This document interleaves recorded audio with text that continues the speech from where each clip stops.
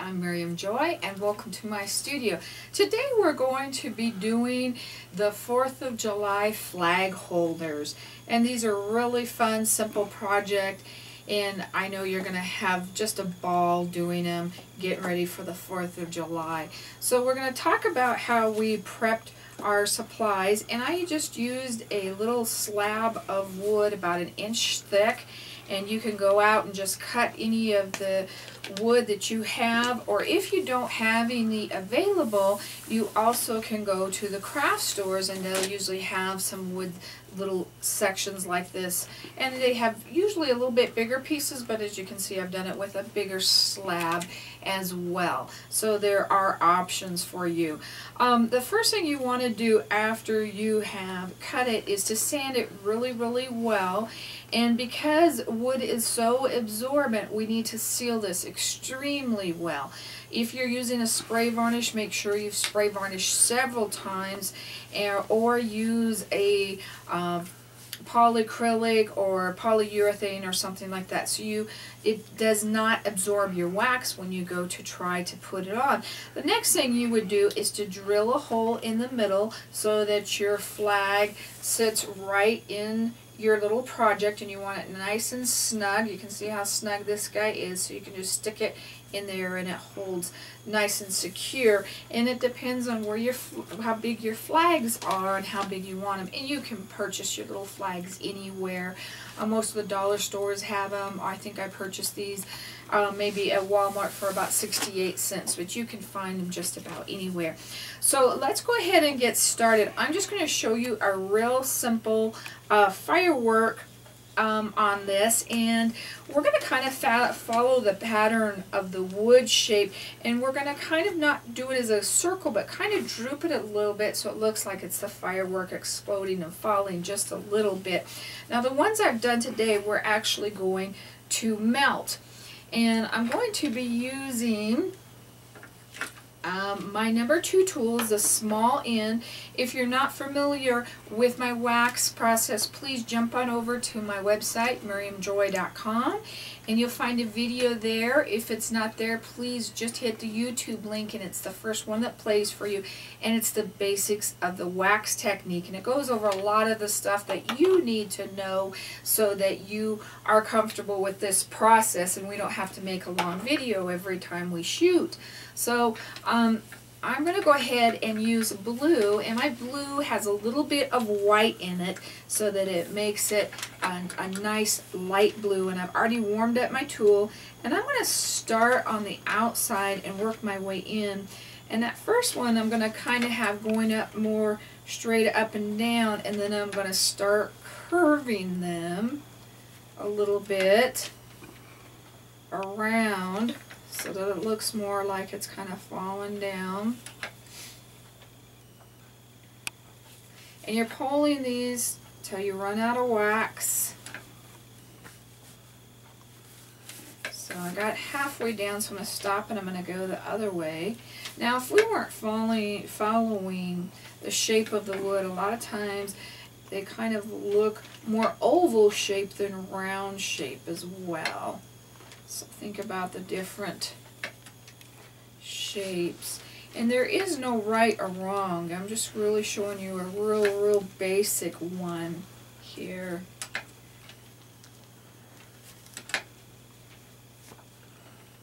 And we're going to do one in the middle right there where they would kind of meet. Now I'm going to switch to a smaller tool. Jump up one that may be too small. I'm going to go to my number 1 tool, and I'm going to come back in between these now, and we're going to make a smaller firework in the middle.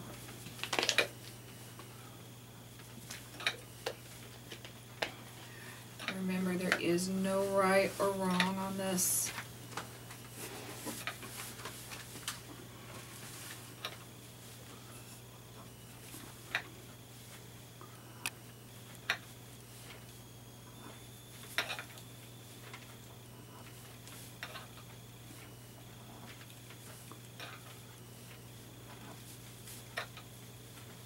just following around the pattern that I put on the first time, just making it smaller.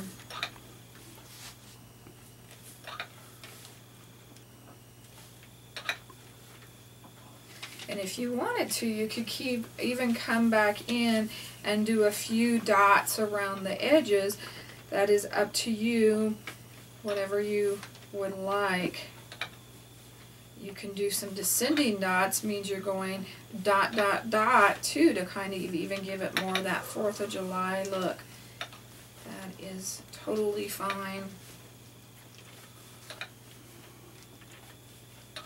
Oops, I didn't want to hit that one. I want to hit the one next to it.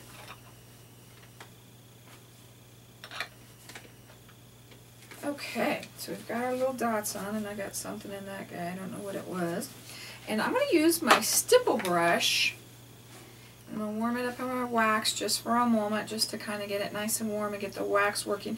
And we're going to come back and we're going to put some wax in the middle to make it more look like an explosion. And then we're going to add some glitter to that to really spice it up. And also silver and gold are great 4th of July colors as well. And see how we just work that and we kind of get that bumpy look. And I really would have wished I wouldn't have brought as much wax over on my brush to do that. I would have liked a lot less.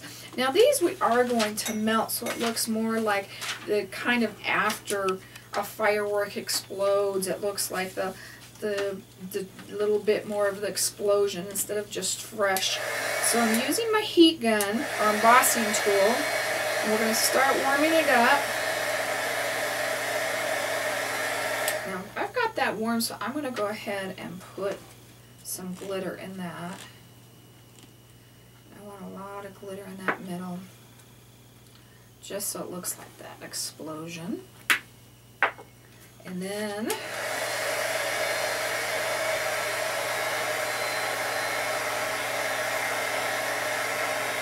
just going to start to melt it a little bit. I'm not going to do a whole bunch, but just to give it more of a melted look, just so it's not quite so fresh. And I actually want to kind of bleed the blue in a little bit with the white.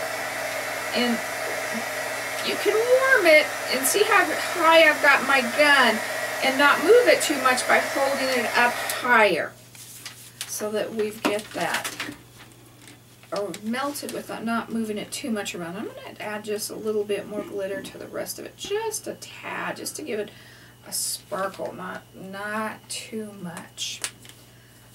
Okay, see, wasn't that nice, simple? And just stick your flag right in the middle of your little holder and you have it.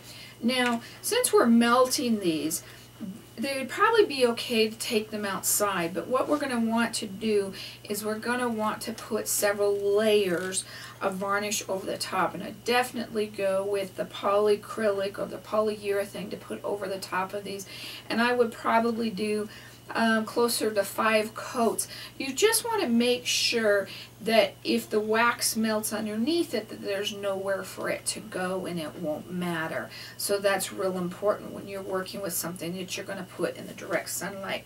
So I'm going to just show you some of the other designs we used here. There was my red one, just kind of like the blue one we did. It's a little bit more octagon, and we kind of melted him a little bit. And I like sticking with the red, white, and blues. This guy had the hole naturally. That's kind of what got me thinking about the videos here. And I did the blue in the middle, and then the white, and then pulled the red out with some blue around the outside edges as well. And then this one, I really didn't care for it when I started it. I thought it was just too much. And then once I melted it, is now my favorite. I did the white, and then I did the red, and actually the blue was descending dots where I did 1, 2, 3 dots. And I thought there was too many dots. It was just overwhelming. And then I melted it, and then I really liked the piece. And then I used a stipple brush in the middle with the blue, and then again the glitter. So we really got this real fun festive piece. You could even make these on taller pieces of wood, and I think that'd be really cute. And I always thought it would be fun too to have the 3 pieces of wood and then kind of tie them together with your ribbon or your raffia, and have the logs being, you know, taller, and have your flags in the middle. I thought that would be kind of a cute idea to give you some variations of how you would like to do that as well. So that is my little fun 4th of July flag holder. And if you have any questions about it, please email me at art@miriamjoy.com. And we also have lots of fun video YouTubes for you. Currently we have over 200. Take a look at last year's 4th of July videos. There's some great ones on there as well. So thank you. Have a wonderful 4th of July. God bless.